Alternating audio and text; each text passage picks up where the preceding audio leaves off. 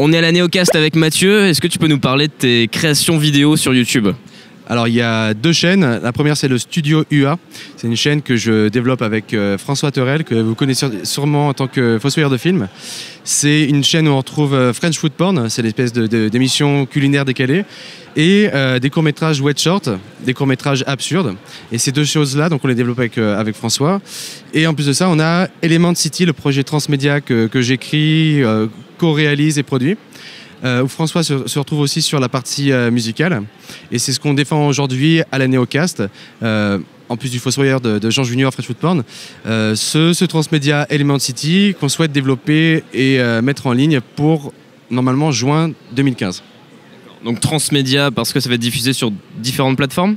Alors c'est du transmédia parce qu'on se retrouve sur des romans de science-fiction que j'écris, de la musique qui raconte des morceaux de manière chronologique de ces mêmes bouquins, et le groupe Element City qui chante ces musiques-là mis en images à travers de clips vidéo. Du coup, de la vidéo, des écrits et de la musique, et peut-être d'autres choses, ça sera des surprises, sur un site elementcity.com qu'on développe aussi, qui sera le portail de tout ce qu'on peut découvrir. Gros programme alors. Et ça fait combien de temps que toi, tu as commencé avec French Food Porn, c'est ça? Alors, j'ai commencé... on a commencé avec Element City quelque part avec François. Ensuite est venu le fossoyeur de film French Food Porn. Mais Element City, c'est un truc qui est vraiment très très vieux. On a mis beaucoup de temps à le développer et on le fait maintenant parce qu'on a les moyens de le faire. On a fait un crowdfunding qui a bien fonctionné. On a réussi à atteindre la somme à 100% le jour de Noël 2015. Et grâce à ça, ça a permis de payer les gens qui s'occupent des effets spéciaux, du site internet et du mixage sonore. Et donc le crowdfunding a été possible grâce à quoi? Grâce aux chaînes justement que vous aviez fait à tous les deux? Oui, alors complètement, c'est ça qui est vraiment intéressant, c'est qu'on a fait des chaînes qui sont devenues assez populaires, comme le Fossoyeur de film et French Food Porn. Et ça a permis d'avoir cet éclairage sur ce projet-là qui est très ambitieux, mais qui est peut-être un peu plus obscur pour le public, parce que c'est pas de l'humour, ça porte sur la science-fiction, c'est des choses qui sont peut-être moins évidentes pour un public. Et voilà, c'est ça qui permet d'avoir cette force-là, d'avoir ce crowdfunding qui fonctionne, et des gens qui sont sensibilisés à la science-fiction et à toutes les déclinaisons qu'on peut retrouver dans Element City. Ça fait combien de temps un peu que tout a été lancé, enfin les deux chaînes French Food Porn et Fossoyeur du film, et en gros qu'est-ce qui a fait votre succès? Alors, qu'est-ce qui fait le succès? C'est une bonne question, hein. C'est toujours pareil. Peut-être la manière dont on présente ça, la passion qu'on met dedans, parce qu'on est vraiment passionné. Ça a été lancé, le Fossoyeur, je ne veux pas dire de bêtises, mais je crois qu'il y a 2 ans et demi. Le French Food Porn, ça doit être un peu plus de 2 ans. Et Element City, voilà, donc ça remonte maintenant il y a au moins 11 ans, quelque chose comme ça. 11 ans parce qu'il y a eu une déclinaison qui a pris beaucoup de temps à se développer. Et voilà, je ne sais pas si j'ai répondu à toutes les questions. Non, bah oui, en gros, parce que là, vous avez un nombre d'abonnés qui a vachement grimpé. Enfin, ça en est à combien? Et est-ce qu'il y a eu un déclic? Est-ce que... Oui, le déclic. Il y a eu plusieurs choses. Moi, au début, quand j'ai commencé à faire ça, j'ai été partagé par la chaîne Harakiri, Facebook Harakiri. Ça a été un petit tremplin aussi. Et il y a toutes sortes de petits tremplins. Ensuite, il y a des espèces d'entraide entre les différents créateurs vidéo. Je sais que François, par exemple, a été mis en lumière grâce à Antoine Daniel. Et puis voilà, ensuite ça se monte progressivement comme ça, c'est une espèce d'entraide, les gens qui ont un petit peu de notoriété s'aident, et voilà, c'est ça qui est assez sympa avec YouTube. Et comment ça se passe alors, toute la partie écriture de vos projets, vous faites ça ensemble tous les deux? Comment ça se passe? Il y a différents scénarios. Les wet shorts, on les fait ensemble. En gros, on boit beaucoup d'alcool. Et une fois qu'on est dans un état un peu second, on écrit des choses et ça donne des wet shorts. Okay. Et les French Food Porn, c'est plus posé. Il y a une écriture qui prend un certain temps. Ça, c'est plutôt mon truc sur l'écriture de French Food Porn. Et Element City, par contre, là, c'est le truc... le projet interminable. Je ne sais pas quand est-ce que ça va s'arrêter, mais en tout cas, on est à fond dessus. Ouais, ça, on parle d'années et d'années, mais ça va se faire. Je touche du bois. C'est une caméra en bois. Comment se passe le tournage? T'es tout seul sur tes French Food Porn? Alors on n'est pas tout seul, dans tous les cas il y a François qui est là pour me filer un coup de main sur toute la partie caméra, son, même éclairage.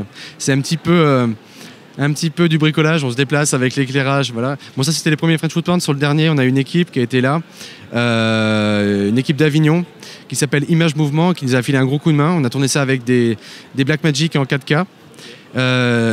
C'était vraiment pour l'essai, on le refera pas parce que c'est tellement lourd et puis tellement contraignant que c'est un petit peu De tourner en 4K? En 4K, ouais, tourner en 4K et de refaire tous les effets derrière, c'est surtout que ça sert à rien. Sur les retours qu'on peut avoir, je crois qu'il y a peut-être 3 personnes qui le regardent en 4K et voilà, il faut avoir le débit qui va aussi avec. C'est pas encore suffisamment développé en France en tout cas. Et voilà, donc l'éclairage, le son. Maintenant, sur un tournage, on doit être à peu près 5 hors acteur. Et donc c'est quoi le matos son et lumière que tu utilises? En fait, ça dépend. Maintenant, c'est du Canon. Je sais pas pour faire de la pub pour Canon, mais on aime bien ce qu'ils font. Qu'est-ce qu'il y a? Il y a du 5D, Mark III, du 60D, du 700D, du 650D. Enfin, toutes les déclinaisons possibles. En objectif, on est souvent en 50 mm, 24-70. Enfin, voilà, toutes les choses qui peuvent avoir des focales, des ouvertures différentes. Et le son, super important. Si j'ai un conseil à donner, c'est le son, parce que tout le monde est capable de faire de la belle image maintenant avec un réflexe en entrée de gamme, on fait des choses très très belles. Mais le son, c'est ce qui fait la différence. Quand on regarde une belle image et que le son est dégueulasse, qu'il arrive de loin, qu'il grésille, c'est juste pas possible. Moi, j'ai mon frère qui est vraiment orienté son et faut pas déconner avec ça pour lui, c'est super important. Il utilise quoi du coup comme matériel? Je serais incapable de vous dire ça, des micros allemands extrêmement chers, on va dire ça comme ça, et des consoles aussi hallucinantes. Mais voilà. Non, nous, on est beaucoup plus modeste à ce niveau-là. Donc il perche au-dessus de toi? Alors mon frère ne perche pas, c'est lui qui fait le son sur Element City par exemple. Sur Element City, on fait ça proprement, on a H4n ou H5 maintenant, je crois. Ce type de choses-là, ça fait un son vraiment correct si on se met proche.